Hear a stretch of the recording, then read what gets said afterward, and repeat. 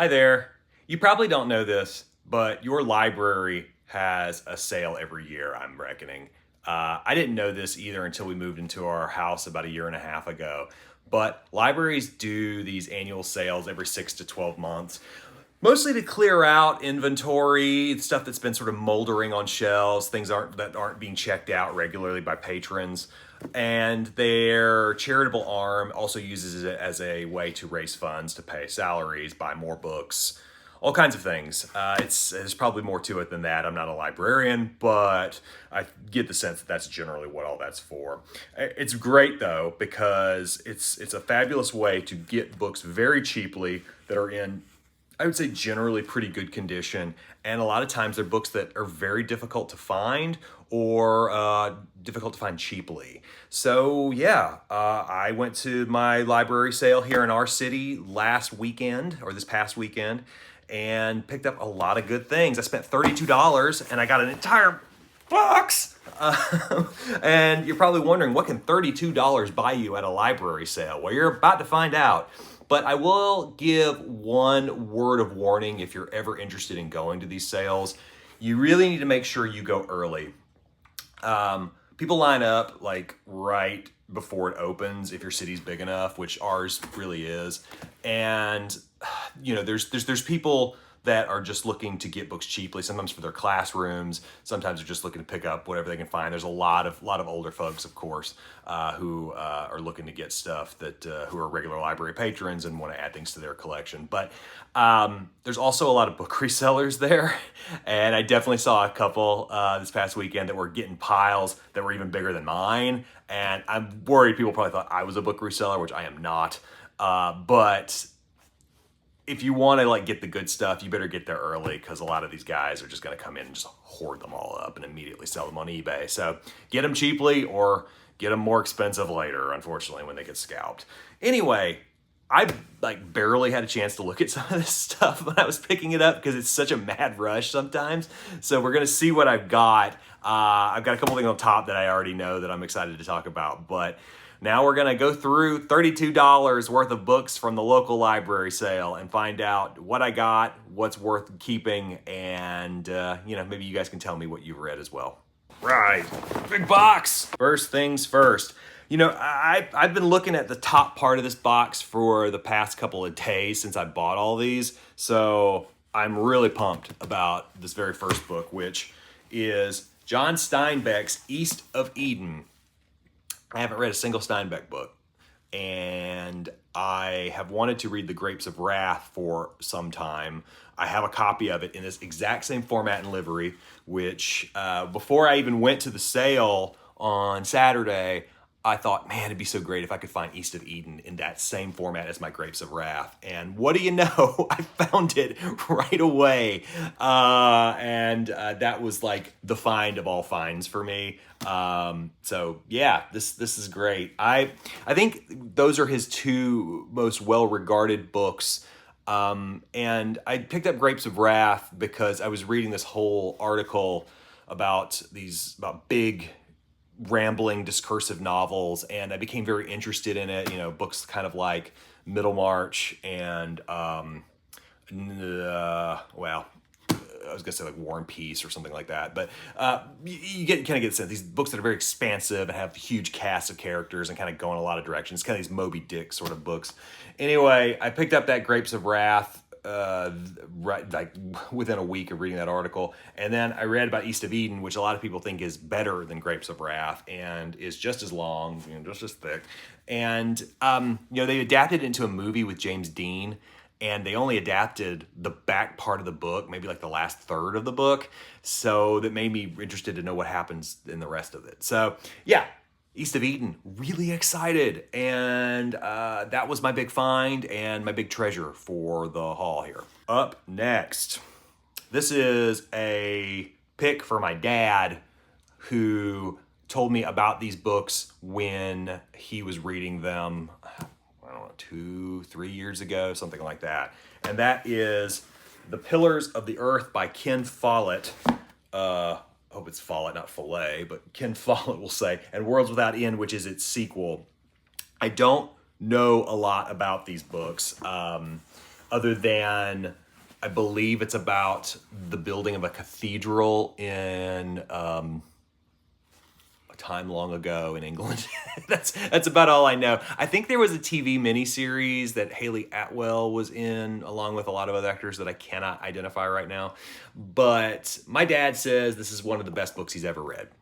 And when he says that, I'd listen. And so they had that and World Without End, which is its sequel that takes place centuries later.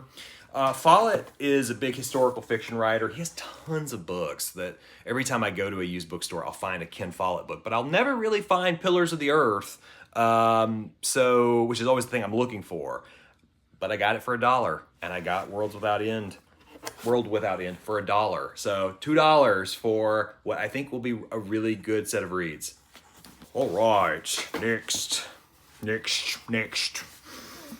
Dickens, Dombey Son. I've never even heard of this book. I mean, I know Charles Dickens. I mean, I'm not a moron. But I had never heard of this particular Dickens book. And I've been interested in reading more Dickens over the last few months, really. I mean, honestly, for years, I've wanted to sit down and read.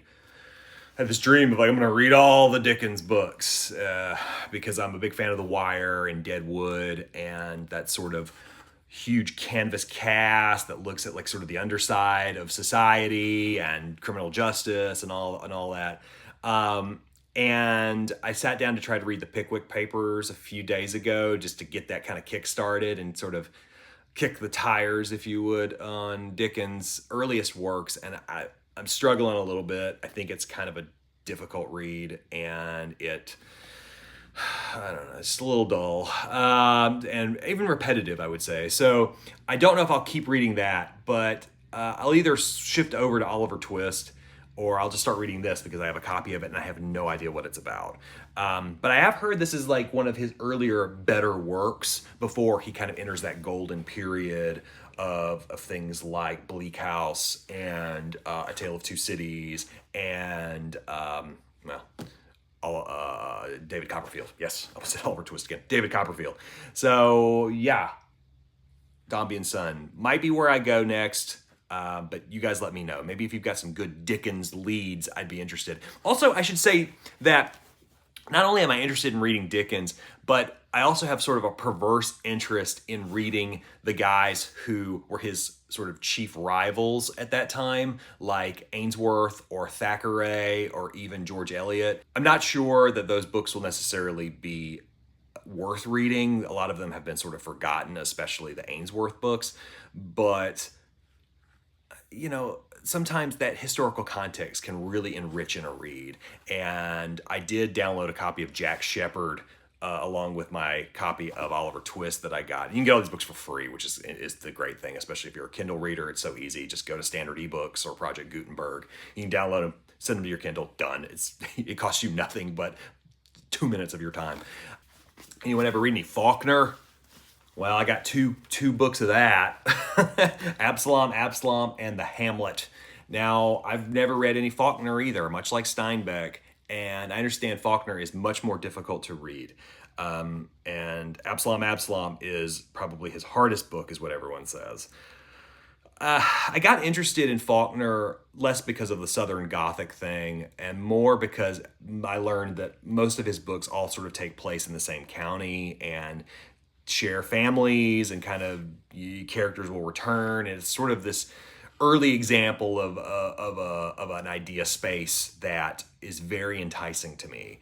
But you still have to enjoy reading the works and the books have to pull you in no matter how exciting the initial concept might be. But I did also pick up, not long after that, copies of The Sound and the Fury and As I Lay Dying in this exact same format. So we'll see. I'm going to try to probably read The Sound and the Fury first in my Faulkner journey here. And then if I am intrigued enough to keep going, I'll keep going. But it felt like a huge gap in our sort of lit-fic classic fiction library. We just had no Faulkner at all. So I had to pick it up. So I got some. Murakami, Dance, Dance, Dance. The sequel to A Wild Sheep Chase, which is a book I haven't read, but I am a completionist, and even though this doesn't match up with any of the other formats that I have for a buck, and it's I had to get it. Plus, it's got a ram's head man, so I had just like this cover, so it had to happen. Yeah, Murakami. What else can I say? Here's a weird one. And I got this because I have horrible obsessive compulsive disorder. But this is James Missioner's Hawaii. When I and Hannah started rewatching Mad Men, the very first season takes place in 1960. And I got really excited about the idea of reading literature that took place in the exact same time frame as that season. It's weird, I know. Don't ask me to explain it. That's how I ended up reading Ross MacDonald's The Galton Case, which came out in 1960. But this was apparently one of the biggest selling books of that year. It's about the history of Hawaii, and I think it has like some central characters. They turned it into a film during that period, I think, maybe in the early 70s, if not the late 60s. And it was probably Missioner's biggest book up to that point. Every time I go to a little free library, I see copies of a Missioner book, usually something like Space or other books for other regions that I can't recall right now. Was there one about Texas? Maybe that's one. But I've never seen one for Hawaii. And, well, I got it. And I don't know if it'll be any good. I don't know if I'll like it. But it just felt like it was calling to me. So I got it. Couldn't believe my luck. I found a couple of NYRBs. It's like I'm like a magnet for these things sometimes. I don't know anything about Peach Blossom Paradise other than it is a piece of Chinese literature that I guess they translated for the line. Know nothing about it at all. But I know just a tiny bit about Berlin Alexanderplatz. I know that it was turned into a film. It's on the Criterion Collection. And I have not watched it, but I'm always kind of interested in Weimar Republic storytelling. There's a really great comic that I actually bought for my dad for Christmas one time, but I've also read myself, called Berlin, that was an independent series that was finally collected about, I want to say almost 10 years ago now, but maybe it was a little less, that sort of detailed the rise of the Third Reich and in the midst of what was a really sort of intellectual and artistic flowering within Berlin until the Axis powers took over. And I think this kind of details a similar story. So looking forward to reading that, as it's just an era of history that is very intriguing to me. Speaking of lines that are always going to grab my attention, I found a Vintage Contemporaries edition of a Don DeLillo book. I don't know anything about Ratner Star. I just know White Noise and Libra and Underground to a degree, which I bought about 2-3 years ago at a used bookstore. But Ratner Star, I don't know a thing about. And I only bought it because it's DeLillo. We have a lot of DeLillo books here. And it has the old 80s Vintage Contemporary Classics line format, which I'm obsessed with, and I have about 20 of those already. I've talked about this in previous videos, but the Vintage Contemporaries line was a really excellent line of books from the mid to late 80s, really through the 90s, even before they kind of gave up and just kind of became sort of subsumed by the broader vintage line. But from about 1984 to 1992 or so, it was kind of the best place to get books that were very adventurous and spoke to the certain zeitgeist of that era, of that sort of Reagan, Bush 41 era. Ratner Star, don't know anything about it, but I'm going to put it up there with my McNerney's and my Norwoods and my Crumleys and my Richard Fords and all that. So we'll read it eventually. And the last of my paperbacks is the Tatami Galaxy. I've seen the anime. I'm a big fan of the filmmaker that did this, and The Night is Short, Walk On Girl, which was the sequel to the Tatami Galaxy. I didn't really understand this particular work when I saw it in anime form, but I'm hoping when I read it, it will make a little more sense to me. It's a really sort of scattered avant-garde approach to this kind of storytelling. But it was $1. I had to buy it for $1. Now we're into the hardcover section, and it's more than half a box. So this is all the $2 books. Harper Lee's Go Set A Watchman.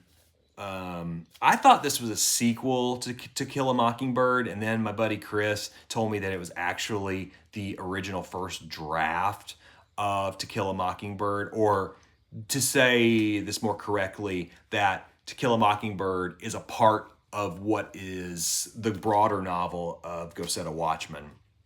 That made me more interested, actually. I think long overdue sequels to books are not often that satisfying. And I think I'm a little bit more of a fan of welded together crap sometimes. So this idea of like the first draft of something is being hidden in the larger story, that really, really appeals to me.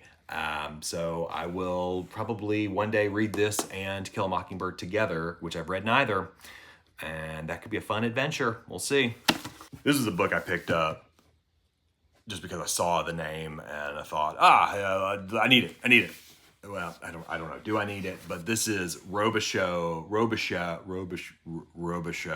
by James Lee Burke. Once again, I cannot find a copy of The Neon Rain anywhere, which was like his first Dave Robicheaux book. But I saw this and I thought, well, maybe this is like a prequel type book. I don't know anything about it. Let's see. What do they say?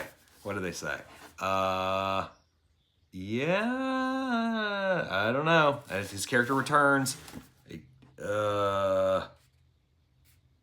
I don't know. I'm not sure. We'll find out. So yeah, this will go with my other one James Lee Burke book I have. It was a really nice hardcover in really good shape, and I wanted to grab it before somebody else did. That was really the case with this. Anybody like Paul Auster? I've got a copy of the New York trilogy that I definitely have been meaning to read, but this is 4321, I guess one of his later books. My buddy Harper tells me that it's actually his last truly good book and that it's very, very confusing. He told me he took like a bookmarks and had to write where each character was, where they left off before they pick up in the next book, or the next section that they show up in. Yeah, this is, I think, about, yeah, 4 parallel lives, basically. That really is my kind of shit, to be honest with you. So I don't know that I'll read this like right away, but it's definitely going to be something that I pick up very soon because I've been wanting to read more Auster, especially with his recent passing. And pretty great. Lincoln and the Bardo by George Saunders. I was intrigued by this idea after I had heard about it a few years ago. This idea of Abraham Lincoln going into the afterlife to see his departed son, and all of like sort of the multiple narrators and this sort of innovative approach to storytelling that Saunders had employed. It was a very well-regarded book when it came out in, I don't even remember, what year was it? Now I'm gonna have to take a look. 2017, yes, 2017. I've listened to the audiobook a little bit, just like the sample on Audible, and it does sound like it might be a bit of a challenging read, especially in terms of following the narrative. But I think they employ like 25, 30 different narrators alone for the audiobook. So it makes you wonder just how it approaches its sort of central journey. Carl Hyacin, I got this just for fun. I have a copy of Stormy Weather, if you remember from my previous video. It's somewhere on this shelf back here. But this is the hardcover, and I wanted that. Here's Tony Hillerman's Finding Moon. Is this a Lee Porn and Chi book? I have no idea. Joseph Heller's Closing Time. I didn't know that there was a sequel to Catch-22, but it turns out there was. Here is a very nice edition, even though it's a little bit sun-bleached, of George Eliot's Middlemarch. I had mentioned her name earlier when I talked a bit about those Dickens books and Dickens rivals. This kind of came out towards the latter end of Dickens' career, and this is, I think, what a lot of people say is one of the great English novels of the late 1800s, especially. Very big, very broad canvas, lots of characters, and it kind of goes in a lot of different ways. This has been something I've been wanting to read for a long time. 2 books to go. 2 books to go. This is an anthology of detective stories, and this has a lot of stories by people that I rather like, including Ross MacDonald, despite the fact that I probably already have The Chill somewhere in my Blot Library of America collection. It's kind of enticing to see it in this. But it's also got G.K. Chesterton, Agatha Christie, William Faulkner has a short story, Dashiell Hammett, Raymond Chandler, Ellery Queen, Rex Stout, Ray Bradbury, P.D. James, Donald Westlake, Ed McBain. There's a lot. We're down to the last book. And Beast of Eden was the first sort of big find of that shopping trip. This was the last one, and the one that I thought probably made the trip worthwhile, along with that Steinbeck work, and that is Larry McMurtry's Texasville. Now, McMurtry was a Western writer, not Western in like the cowboys and Indians sense, but like in the... He wrote sort of slice of life stories about, in his early work, about small towns, particularly this place called Thalia, and his first 3 books, Horsemen Pass By, Leaving Cheyenne, and The Last Picture Show, had all been produced into films within short succession of the books being written. Now, he ended up writing a number of books that were sequels to The Last Picture Show, and Texasville was one of them, along with a book called Dwayne is Depressed, which came out later. But McMurtry wrote a lot of these types of works about sort of the everyday lives of small town Americans, especially in Texas. And he's compared a bit to Cormac McCarthy, though I think his work is a little more romantic than that. And you know, he also, of course, wrote Lonesome Dove, which is the work probably everyone knows him for. But I really liked The Last Picture Show, and I had not read Texasville. I had also not seen the film that it was an adaptation of the same work that starred the same cast as The Last Picture Show movie, same director, Peter Bogdanovich, etc. But this felt like just fate, like pure fate, finding a hardcover of this, because I never even see a paperback of it anywhere. So yes, I now own Larry McMurtry's Texasville, and well, I'm going to do a big McMurtry dive very soon. That's it. That's $32 worth of books from my local library.